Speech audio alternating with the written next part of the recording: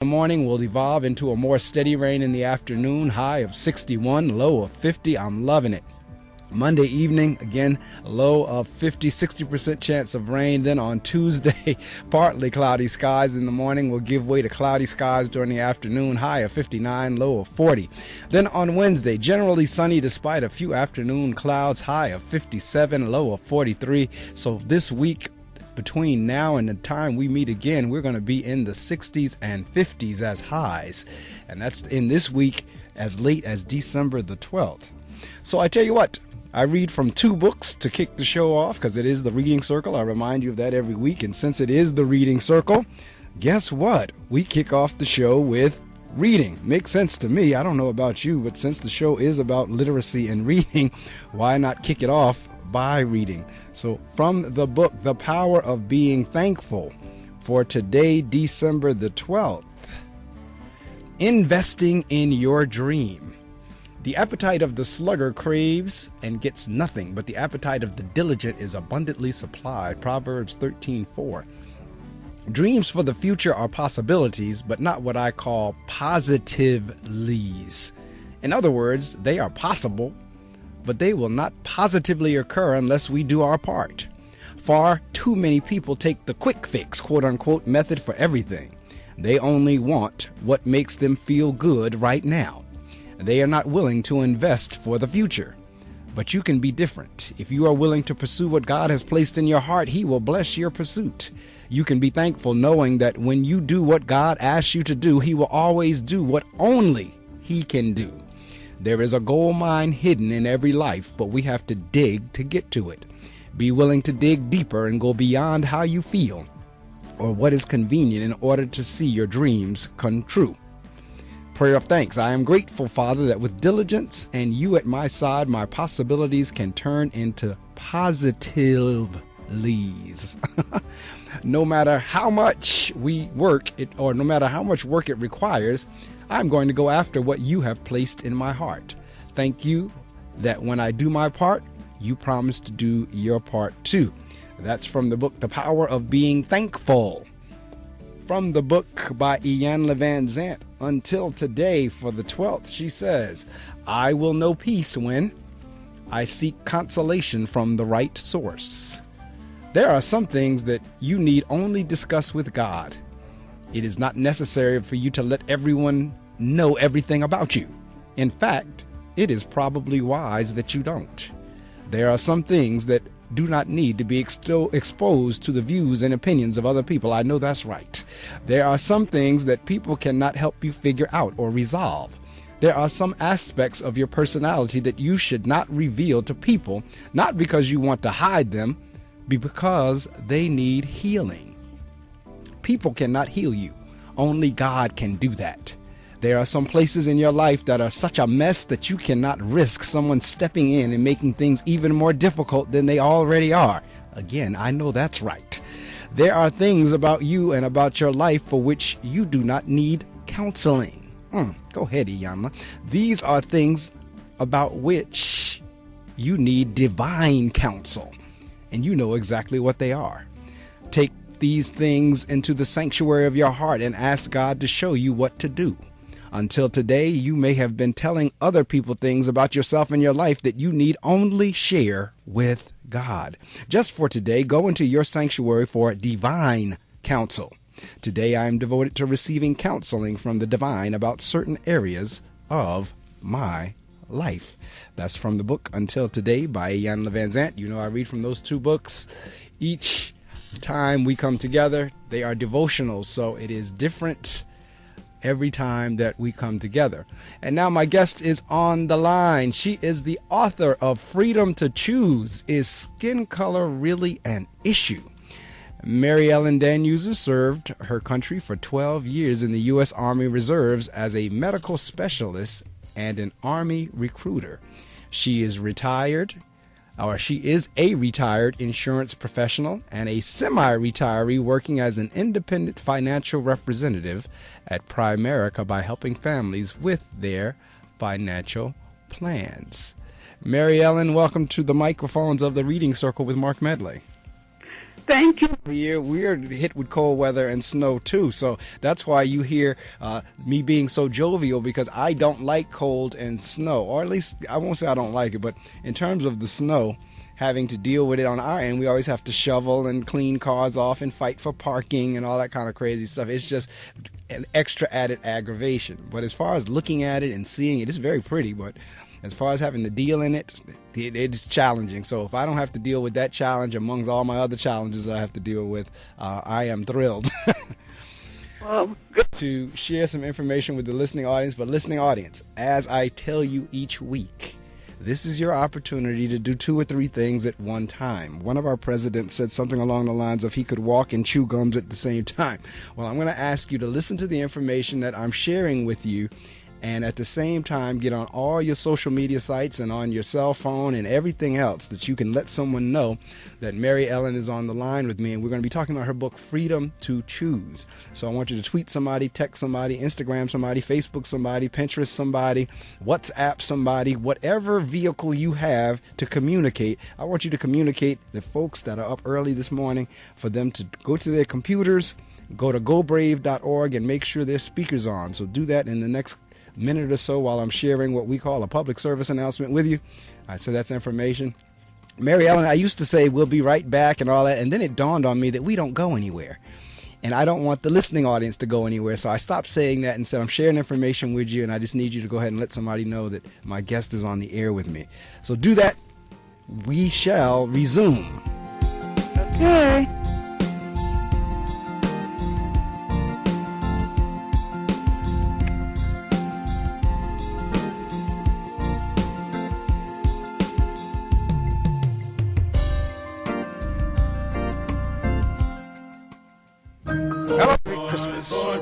The joy of living is in the giving. So let's give lots of toys for tots. Since 1947, the United States Marine Corps has been helping Santa fill his sleigh, making happier holidays for deserving children right in your community. Go to toysfortots.org and learn how you can make a difference. We will never fully understand what we've asked of our military service members, of their families or their children, asking them to deploy, patrol, stay on watch, on point, asking them to put themselves in harm's way, to endure it all. But we do understand that it's our turn, our duty, to bring them all the way home, to keep them secure, to have their backs for the rest of their lives. Wounded Warrior Project long-term support programs do whatever it takes to help our most severely ill or injured veterans live independently, at no cost, for life, so that they might stand at ease. Find out how you can help at findwwp.org.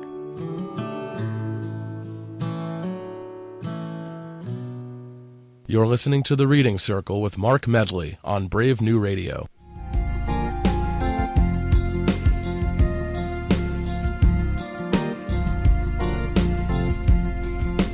Yes, indeed you are. You're listening to The Reading Circle with Marc Medley, heard live Saturday mornings from 6 o'clock a.m. to 7 o'clock a.m. Eastern Time. And we have folks, as again we do this morning, who call in from all over the world. They call in from all over the United States as well as around the world. My guests have included folks from Europe, folks from Australia. So this morning, my guest is calling from the West Coast, or what's close to the West Coast, from the state of Colorado. And as you just heard her say, it's 32 degrees and snowy there. And matter of fact, she is 2 hours behind us. It is 6:15 here, which means it's 4:15 there. And because the show is live, I'm always grateful and thankful to my guests for rising early, particularly whenever they are behind us in time. If someone from Europe calls, they're ahead of us. So like right now over there, it's about 12:15 or 1:15. They're about 6 hours ahead of us, so it's not a big deal. But for those who are calling on the West, they're behind us 2 or 3 hours, and that is the case this morning with Mary Ellen. So, Mary, because what's early for me is even earlier for you. Right. So, and I also apologize because I thought whenever we first contacted and you expressed interest in coming on the show. I thought I had gotten back to you. I know I got back to you with a date, and I thought I had confirmed it. And I didn't realize I did until I saw your message last night saying I didn't know we were still doing it because I didn't hear anything more from you. So I'm equally glad that you still chose to do the show and not cancel out because it was short notice.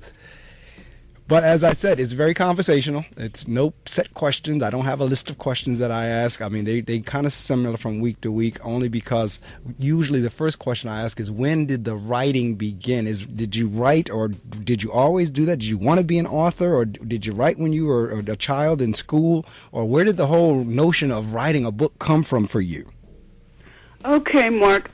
That's interesting, and an interesting topic, particularly in 2015, because in race relations, we've almost gone backwards. I remember there was a time in terms of interracial marriage or couples or partnering or what have you, where it really would raise an eyebrow to see a couple walking down the street.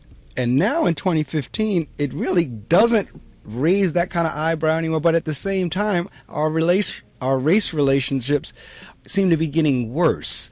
So that, I mean, when I saw that even as a kid, I've never understood the whole skin color thing. And I do understand the psychology behind it in terms of power, in terms of whoever is in authority doesn't want to give that up, and whoever's in the majority doesn't want to come to minority, and so forth. So I get all that. But at the end of the day, we're all human beings. So I've never quite understood this whole notion of, well, I'm better than you, or you're worse than me, or you're this, that, and the other because of the color of your skin. So I could not agree with your question on your book more, where it says, does skin color, is that an issue?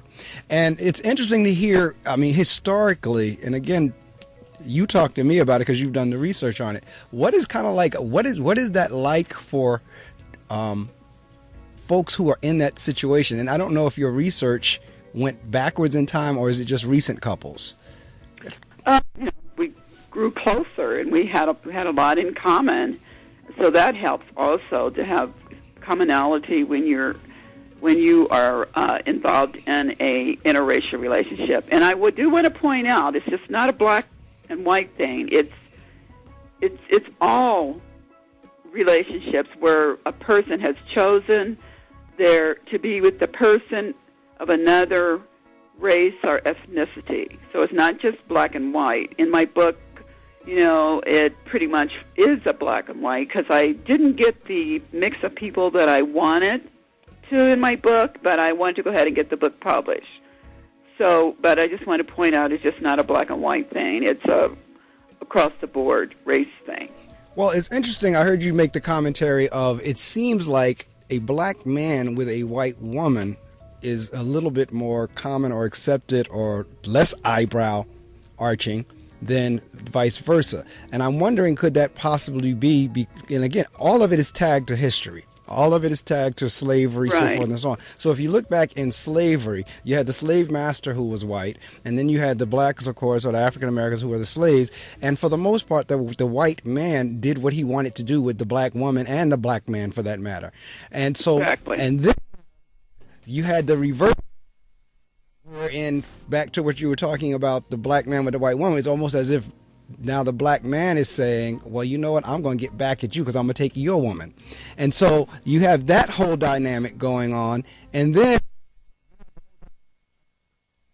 from the races, when you start talking the Caucasians versus African Americans, you had the whole power thing going on, going back to slavery again, of which, according to them, they black people, they don't want to be. So there's a whole lot of dynamics that's going on that's over time have been. That's why I say at this point, at least, and you know what, you are right in terms of depending on where you are in the country, because in some places of the country, it not only raises an eyebrow, it might get you shot, and in other places, nobody. The format, because the other thing you said, and like I said, it's very conversational. I base my commentary and questions based on what the guest says. You said talk about the format of your book. I could not think of a better format for that, because you're dealing with people that are not telling you what they think. They're telling you what they know. Right. They're telling you their actual experiences. And it's a shame, because even with this whole thing going on right now with Trump and the Muslims and so forth and so on, it's a shame how much hatred we have for human beings. Because your husband is absolutely right. It's not the color of the skin. It's the person within. Absolutely, Mark. And that, it's just, I don't know when society is going to accept that. I don't know when they're going to accept it, because I don't know. Wherever we go, it's always, to us, to me. I'm such an observant person anyway. I've always liked what people watching. It seems like it's such an issue. It's like, what are you doing? It's like, I don't know if they're looking at us, thinking, oh, that's a attractive couple, but you can see by looking in their eyes. Their eyes tell the story. I know one couple I interviewed, the young man, he said you can tell by the look in their eyes, that how they're feeling about, you being with someone out of your, other than your race. You can tell how people feel. You can see the stares, you can see the frowns. And so, I don't know, I'm just trying to get my book out there, and so let people know why people choose to be with who they are. Some of the questions and I'll just kind of do a quick overview of one of because all the chapters have the same question. Well, that's exactly what I want you to do, and I'm glad you brought that up, because I always like the audience to whet their appetite as to how it's formatted, some of the questions, some of your responses, but don't tell the whole thing, because we want them to get the book. I'm not going to tell them. Okay, so the format of the book is, I ask, okay, what attracted you to each other in the first place? I want to know what made you decide that you wanted to date and marry outside your race. I want to know, and, I want you to tell me what attracted you to each other. That was the first question I asked them. And then I asked them, what were your defining moments? What was the moment when you knew that this person was for you and you were for that person? And then I asked them, what compliments you? Because you have to have something in common. I feel you have to have something in common in order, any relationship, whether it's within your race or you still have to have something in common. Absolutely. And so then I asked him, what cultural adjustments did you experience when you first decided to be together as a couple? Because, when you're going outside your race, there's a big cultural adjustment that has to be made. And I asked him, what advice would you give to a coworker, friend, or family member who's thinking about dating outside their race, or they know someone, that's dating outside their race? What advice would you give to them based on your experiences? And a biggie was, what were your thoughts and feelings while growing up? Because a lot of this stems from your childhood experiences. And, what experiences did you have with other races when you were growing up? How was your family life? Were your parents racist? Didn't really care if you had, friends other than your race? So that's a big issue also. Right. And then another one was, how did your family and friends accept your choice of mate? So that absolutely, because that would be one of the questions I'm going to ask as we go through the interview as well. Yeah. I'm telling you, this is a subject that fascinates me for a lot of different reasons, and like I said, historically, because in my heart of hearts, to me, people are people, and I just don't understand the hatred piece. And you were saying a couple of minutes ago in terms of having something in common, and that's key, because even in a within race relationship, you got to have something in common. But I would think when you start getting an interracial, you have to have even more in common because of the one big uncommonality. Because the one big uncommonality is the thing that everyone always focuses on. Exactly. So as you talk to, as a matter of fact, I need to share some more information with the listening audience. We need to do again what I call we're non-commercial, so they're not ads. They're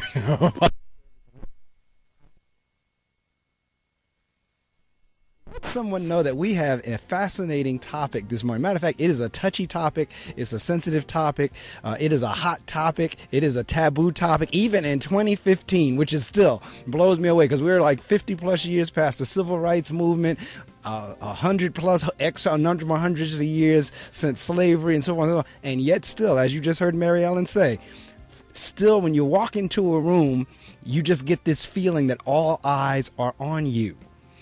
And so that's what we're talking about this morning. Let somebody know, because again, this is an educational show. For those of us who are not in that type of relationship, you have no idea what that must feel like to constantly be silently questioned. Because that's what happens when you walk into the room. Everybody's mind is questioning. Okay, how did that happen? Why are they together? Don't they know their history? Yeah. Don't they? On. No idea what that feels like. And I'm a behind the scenes guy. I always love to get an insight of what's going on behind the scenes when things go on. So that's why I love biographies and autobiographies so much. Because what you see is not always what the real is. And so for now to hear somebody say this is what we experience for the most part on a daily will give us even more insight. So again, as I share this information with you, let someone know, because I'm on my sites already. I've already put a couple of tweets out, and that goes into all my social media sites. And matter of fact, Mary Ellen, do you think your husband would mind if I quoted him on "It's not the skin, but the person within"? Oh, no, he wouldn't mind because it's in my book. It's in your... You, or I can tag it to him. What's his first name? His first name, he goes by, well, in the book it says John, so we'll just use the name that's in the book. John Danuser? Yeah. Okay, so then I'm gonna put that on my Twitter sites, and I'll put it. Matter of fact, I'll quote it to both of you since you're the guest this morning, and then folks, again, you know what to do. Right. Yeah. Take a look. I'm.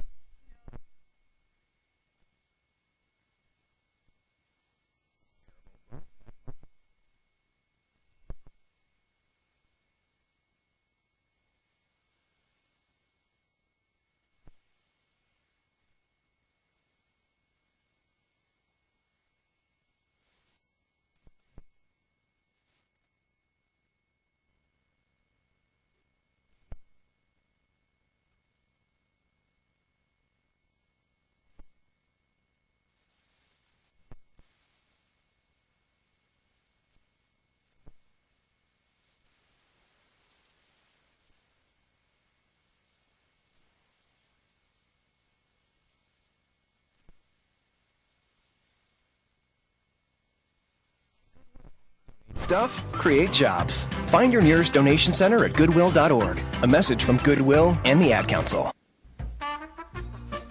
Hey, UP students. Need help? Center is here. The right or just organize. Stop. 48. For more information, please check out the website punj.edu/Writing Center. Remember, walk-ins are welcome. We look forward to seeing you at the Writing Center.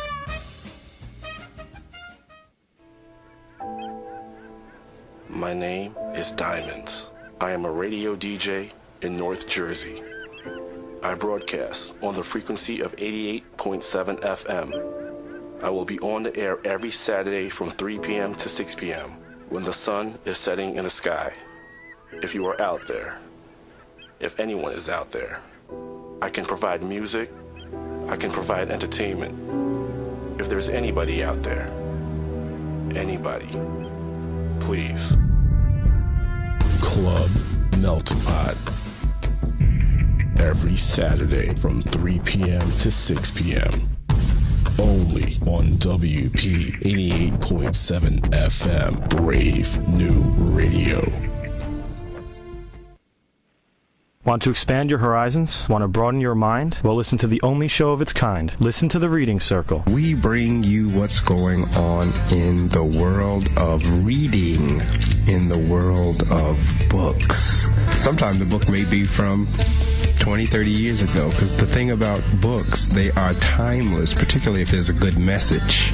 And then there are times when we do books that are hot off the press, that were just released. Listen to The Reading Circle every Saturday morning from 6 a.m. The Reading Circle with your host, Marc Medley. Only on WP 88.7 FM. You're listening to The Reading Circle with Marc Medley on Brave New Radio.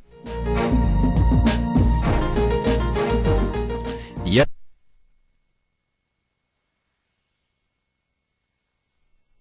Marc Medley, as you just heard, we come to you live each Saturday morning from 6 o'clock a.m. to 7 o'clock a.m.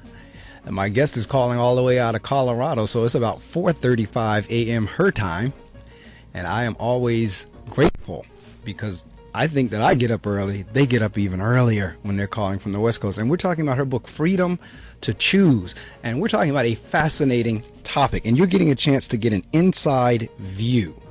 Because, you know, it's interesting, Mary Ellen. It's real easy to be the person on the outside judging, to be the person on the outside looking at somebody else and having no clue of what those folks feel like and what you're making them feel like by the constant, as I said, silent questioning or silent judging. Like you said, they don't say anything to us, but we can see it in their face. We can see it in their body language. So you were talking about the culture earlier, and at one point in my career, I used to teach diversity. I used to go around the country. Actually, I was in Colorado one time doing the courses, and during the diversity section, of course, there was a section on race. There was sexuality, there was race, there was gender, there was all of that as a part of the course. And it would always be interesting to hear the commentary when we got on the race piece. I had actually folks in the audience that say their parents were Archie Bunker. That I had folks come to me and say, Mark, I don't know how you do it. I could not be black. Whenever we start talking about the various treatment that you get when you go into stores and so on, they would come up and say that, you know, I couldn't be black. And others would say, you know, like I said, my parents were the quintessential Archie Bunker. So when you start talking about culture and you've now made that decision to now be in an interracial relationship, what does your family members, or how do you now acclimate to whatever the family members may be feeling?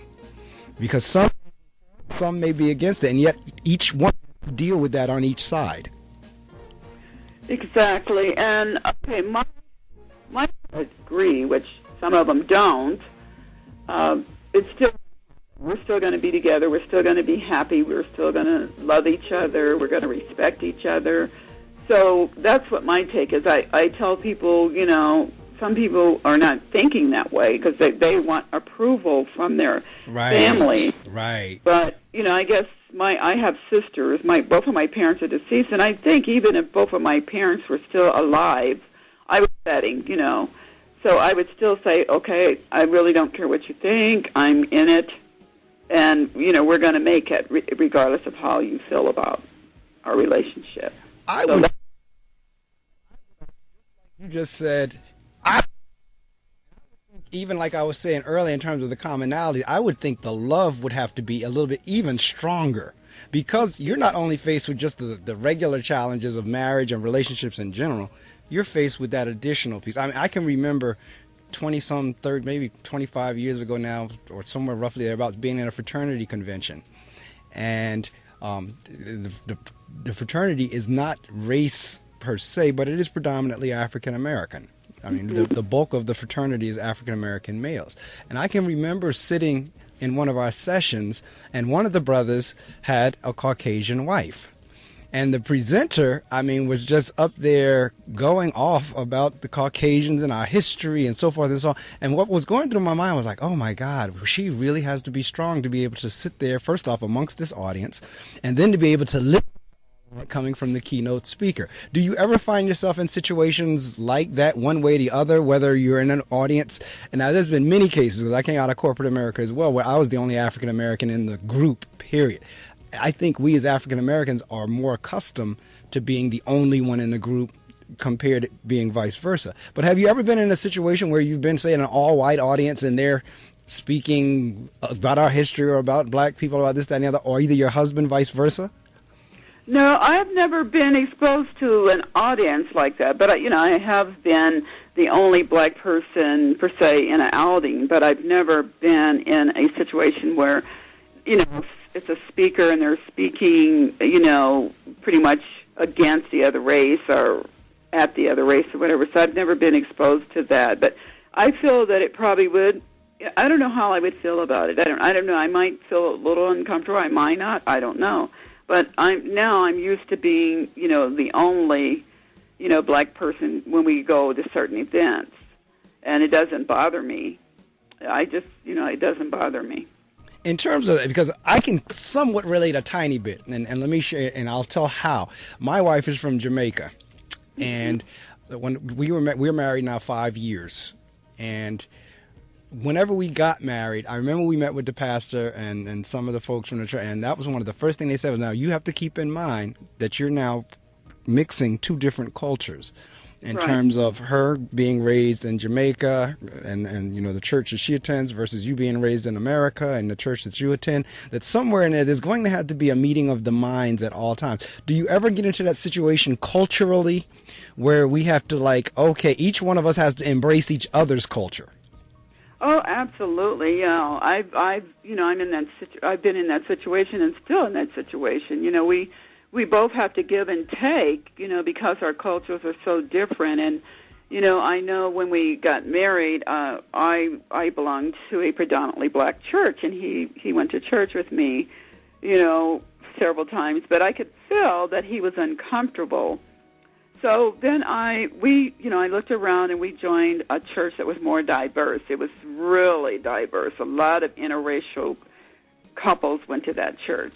However, as time went on, I was raised Baptist, and he was raised Methodist. Right. So, there's a clash, and plus there's a difference in a black Methodist church and a white Methodist church. There's a big difference into one, and there's a big difference. So we went to this interracial to this church for, I don't know, maybe 12, 13 years, but then eventually I'm back at my old church because spiritually, I needed to get set. I needed to get what God had for me. Right. So I went back to my predominantly black church, and he goes with me sometimes, and I still go to the church that we both were members of. Correct. So yeah, it could be a clash, but he's not comfortable.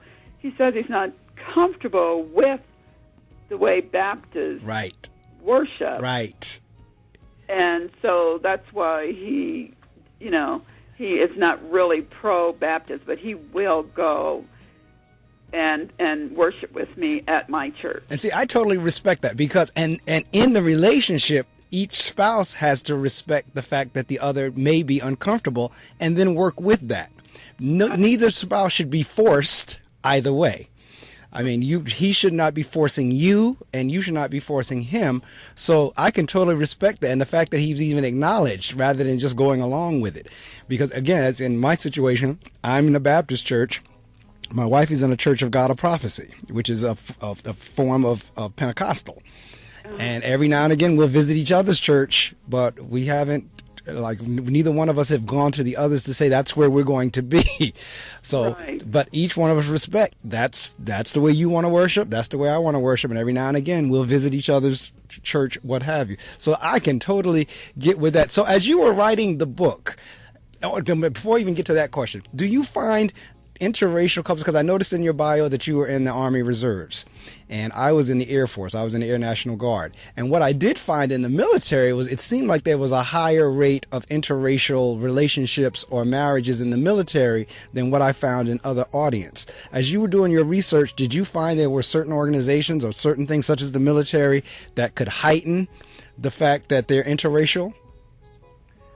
I didn't really explore that avenue, Mark, but I did. But I have been on Buckley Air Force Base, with my books, and I thought that would be a good audience for my book. But I didn't get that reception. I encountered a lot of interracial couples, but for some reason or other, through my observation, the interracial couples they don't want to. I don't know. For some reason, they just didn't want to acknowledge my book, and I was a little surprised because I thought, okay, the military, it's interracial. Yes, across all cultures. Yes, they didn't want to, acknowledge my book. I think I only had one interracial couple. Well, actually, two interracial couples that came up to my table and asked about my book. and they purchased my book. But, you know, the other interracial couples, it's just really amazing. I sit back and watch people, and, you know, they would walk past my table, and they would glance over at my book, and they just keep on walking. They wouldn't come to my table and ask me, what is my book about? And I have this huge poster. Well, the poster is the same as my book cover. So it's you know, obvious. It says freedom to choose. Is skin color really an issue? And, you know, and so it was really plain. That's what my book was about. But I didn't pursue as far as, you know, asking and going into the military community. That's interesting because, as I said, I did 9 years between the Air Force and the Air National Guard, and I saw many interracial couples, particularly on the various bases. And so I would think, but then again, it's not as surprising as one might believe, because you would think the very audience that you're writing about would be the most interested, and a lot of times it's not the case. I want to make sure. Well, there are several couples in my book that are veterans.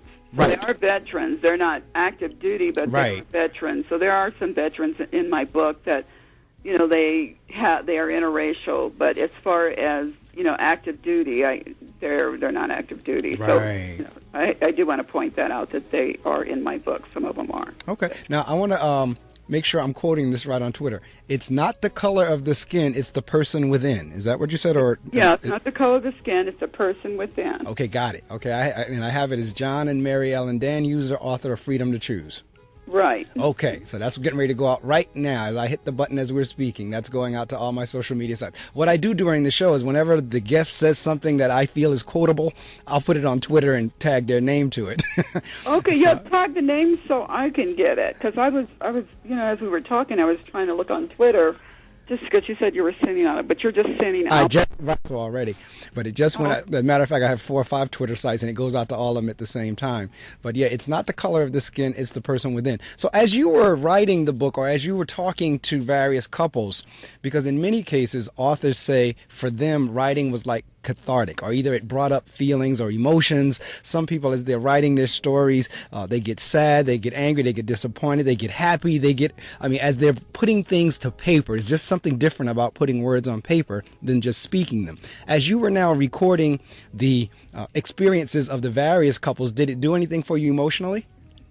Okay, I'm sorry. Could you repeat that again? As you were putting the experiences of all the people that you were interviewing on paper, because there's something about putting words on paper that's different from even us talking right now.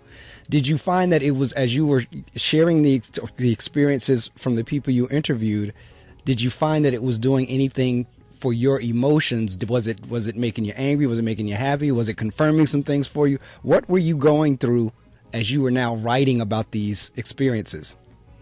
Okay, I did interview the couples via, I recorded them, and then I transferred the recording to my manuscript. And as I was typing from, their interview, I was surprised at a lot of the couples, when I asked that question, what was your childhood like growing up, toward the other races? How was it in your family? I was really surprised because the majority of the couples, mainly the couples the white couples, the white partner, they were raised in a very racist home. Their parents didn't really believe in dating outside their race. Some of them didn't even want their children to interact with other colors, mainly blacks. Right. And so when I was typing this, it was kind of emotional, and it was an eye opener to me, to learn this.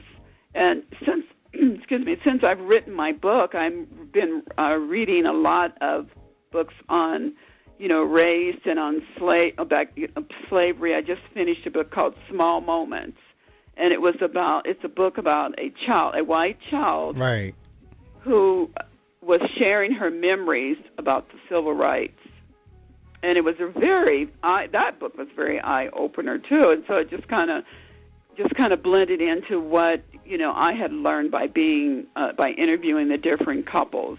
So I felt really blessed that I was able to have the opportunity to be able to interview the couples and find out what exactly they encountered, when they grew up. And it's like, really, you encountered that when you grew up? Your parents felt Right. this way, your parents felt that way? No, I told you when I was doing the diversity class, people would tell me my dad was Archie Bunker. I mean, but the crazy thing about this, and this gets to the heart of what your book is about. And I tell people this all the time because I work in education. I work with kids and teachers and so forth and so on. And I've always shared with folks, we are not born racist. We're not born prejudiced, for that matter. If you were to put in a circle whatever nationality, whatever race, whatever gender you want, if you were to put a 2 or 3 or 4 or 5-month-old baby, put them all in that circle, and throw a couple of balls in the middle of that circle, those kids would care less about who was with them or next to them or what color they were, this, that, and the other. They all would want to go play with the ball. Right. Exactly. We don't learn racism until conversations are heard around the dinner table. Right, exactly. That's where it comes from.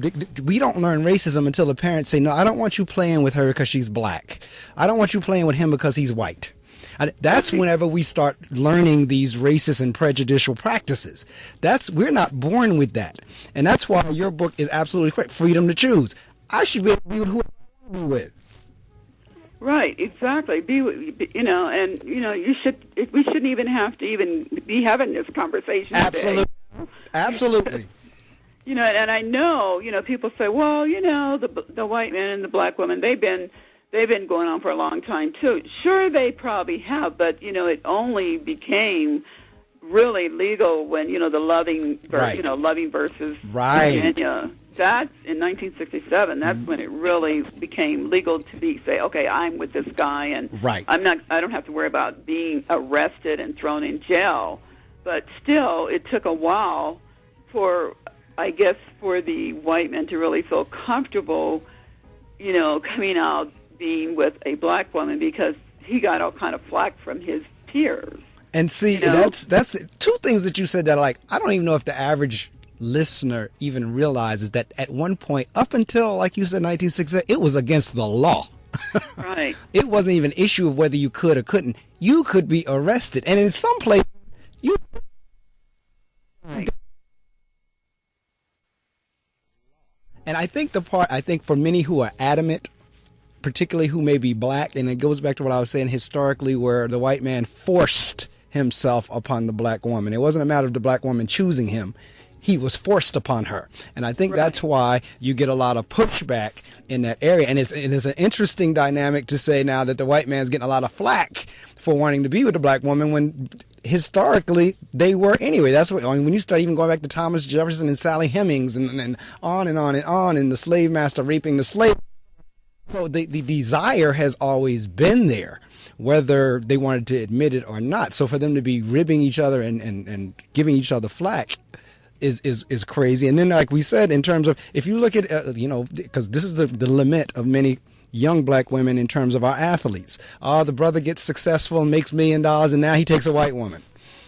Mm-hmm. So now.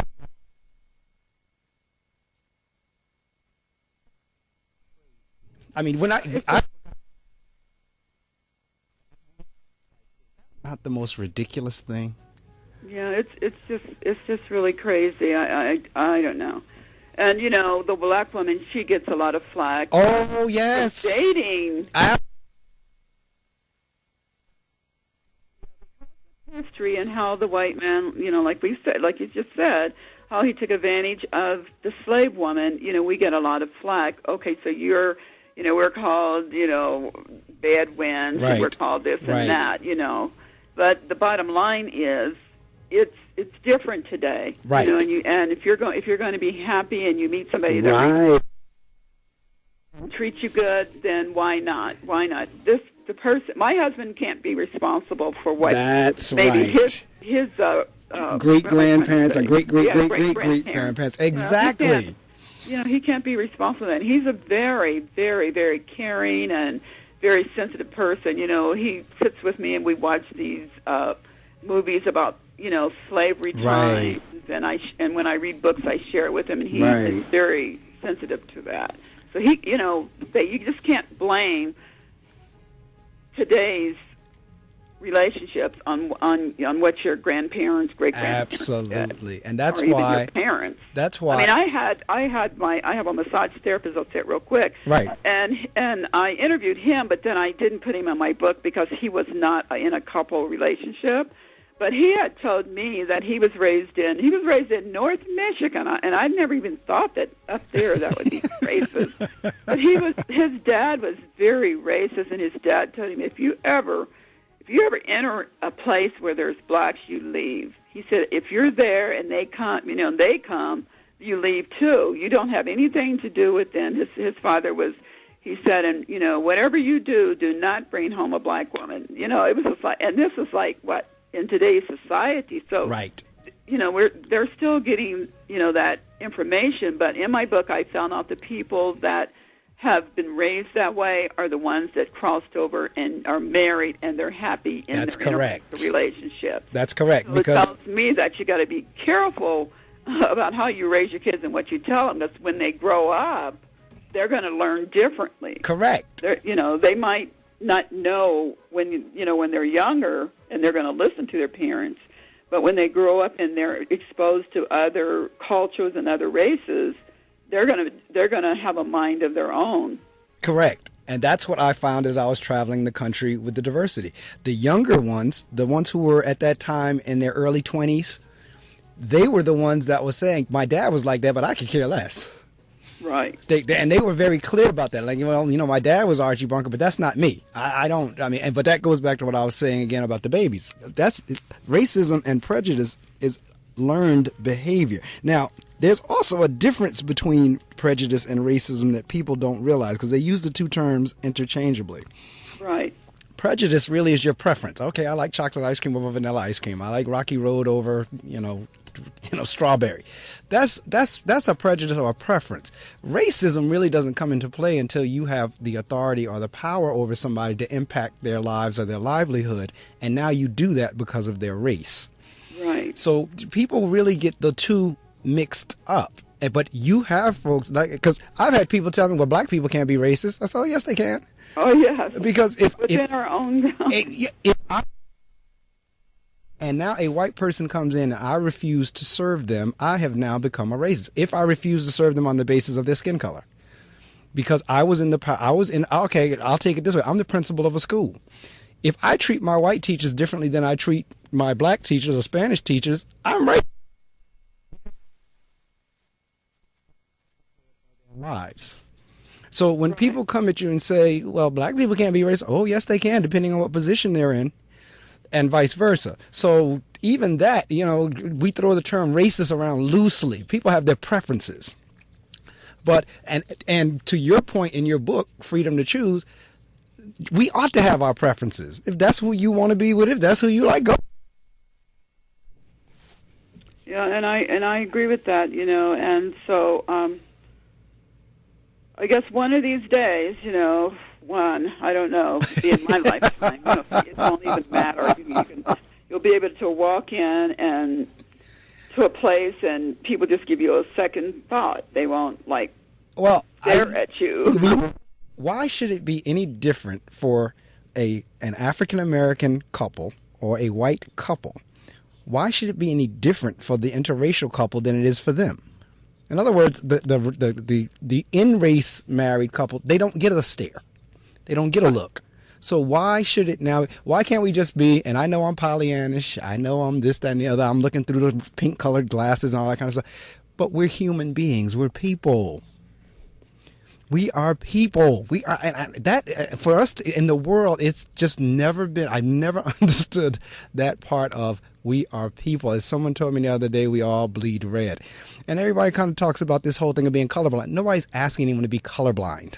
Right, exactly, because nobody's colorblind. Right. In my book, I said, you can't be colorblind because you're looking at that person, right, and you see their color. So colorblind to me is an oxymoron. That's when right. It comes to being, there's no such thing as being colorblind. Right. I mean, you could say, skin color doesn't matter. Right. Color, his color doesn't, come into place when I look at him, but they can't say they're colorblind. Right. Yeah. Well, I tell you what, we've come down to the last few minutes of the end. I told you it goes quickly.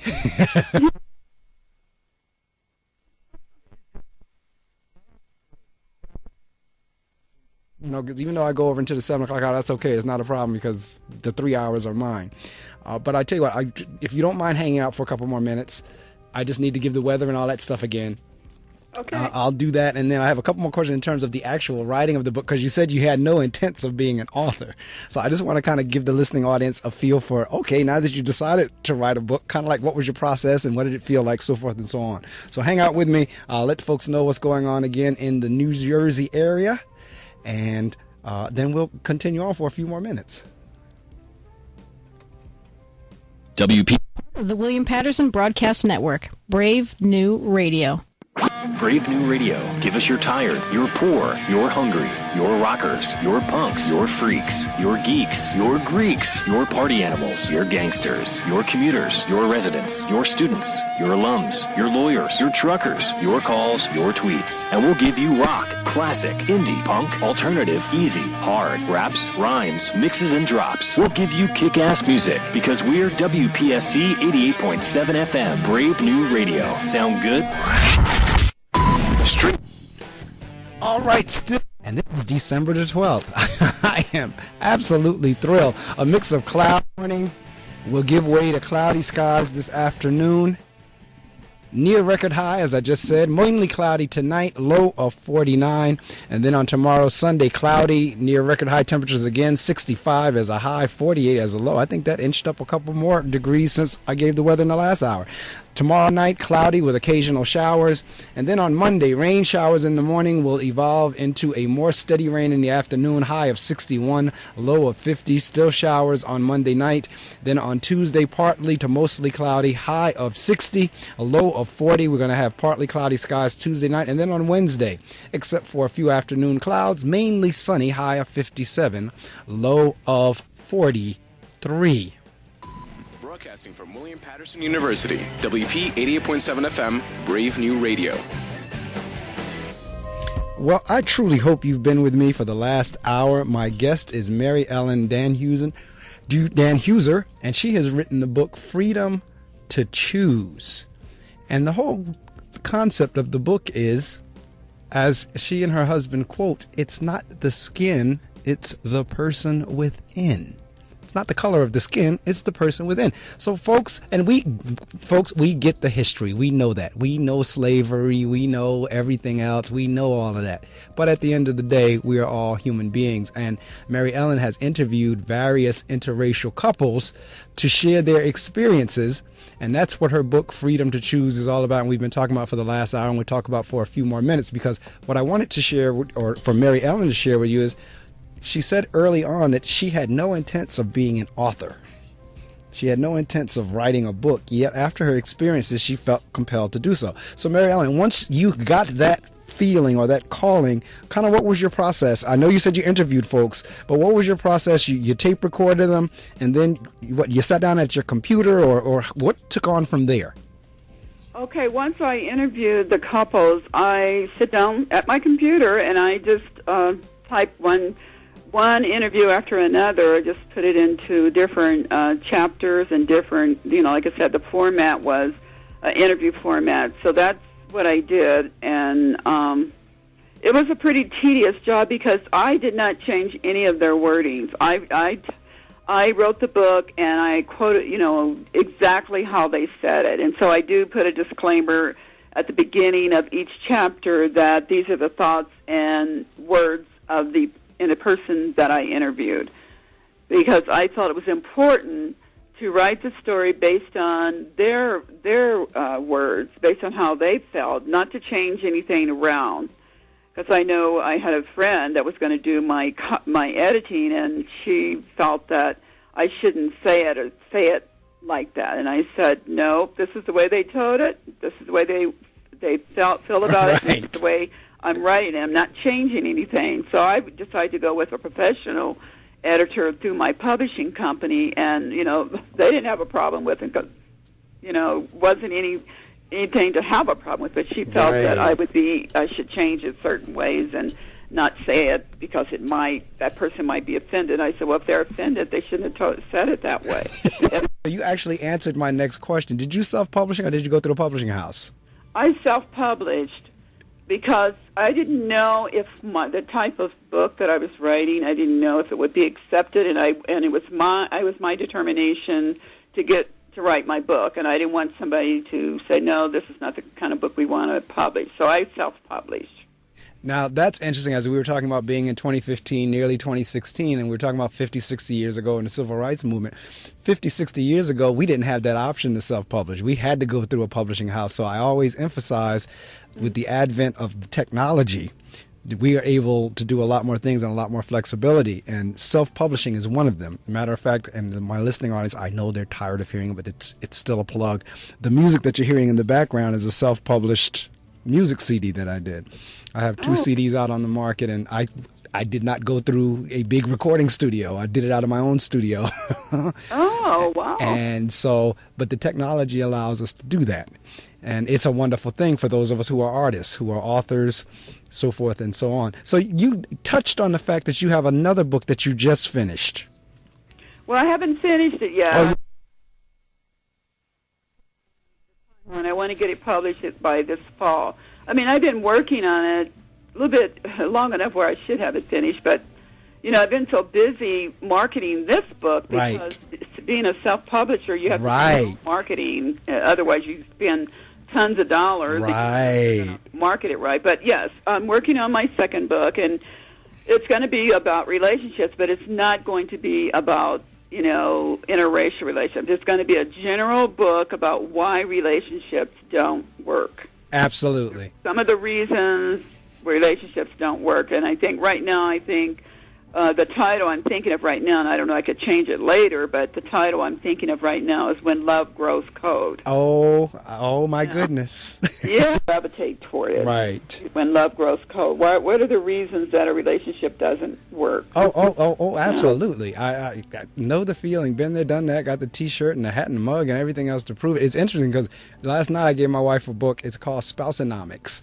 And I was a business major. She's a business major. And the book does an interesting thing into tying economic principles into relationship principles. Right. And I gave it to her last night. I said, I think you'd get a kick out of this because, she's very business focused, very business oriented. And I heard the book on audiobook. So I said, take a read through that. I think you'll get a kick out of it. But you're absolutely right in terms of you got to keep the relationship alive. You got to keep the coals burning. Exactly. You got to keep it burning. And that's why, you have to have this commonality. Right. And sometimes, whether you want to or not, you have to do things that you don't want to do. To be in situations, just for example, we go do things with his family that lives in North Dakota. There's a lot of times I don't really want to go, but I do it. Right. But I go because if I want him to interact with his family, whether I want to or not. That's right, and that's what this book does from an economic perspective. It breaks down in business. There's a name for what you just described in economics. I don't know if it's quid pro quo or what it's, but there's a name for it in economics, and that's what the authors do in that book. So I'll tell you what, this is your opportunity to promote. You could say anything with the exception of the price, but in terms of any book signings, where you're going to be, where you can get the book, where folks can go to your website, where folks can learn more about you, this is your opportunity to do that. Okay, well, I'm not sure how many people are listening in the Denver area. But today I do have a book appearance and book signing at my church, which is Rising Star Missionary Baptist Church in Denver, and it's from 11 till 2 o'clock, 11 a.m. to 2 o'clock p.m. today. And then I'm going to take a rest, and so in February I have two appearances, one at the Martin Luther King Library, and that's going to be on Saturday, February the 13th. And then on Saturday, February the 27th, I'm going to be at the Blair Caldwell Library, and that's in Denver, Colorado. And I'm going to be there, I think, from like 1:30 till 3:30.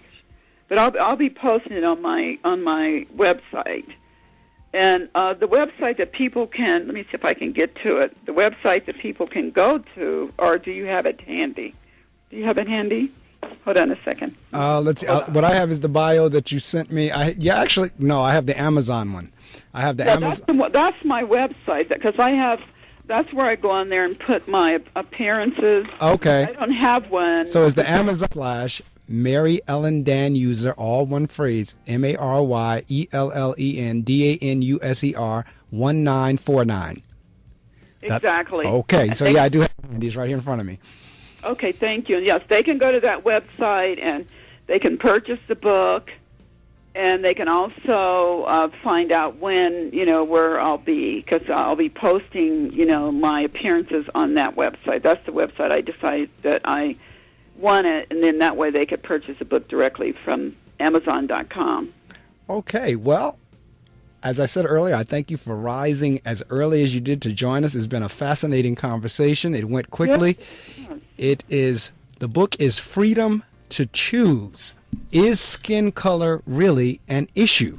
And the author is Mary Ellen, Maryellen Danuser, Danuser. I encourage you to get the book because it is an important topic, even in 2015, probably even more so. We need to certainly move beyond. I'm not saying forget our history, but we need to move beyond, because as Mary Ellen said, you can't blame us for what our great-great-great-great-great-great-grandparents did. And people ought to have the freedom to choose to be with whoever they want to be with, without every time they walk in a door being silently judged. And that's what the book is all about. She expresses in there the various couples that she's interviewed that have the opportunity to share what they go through.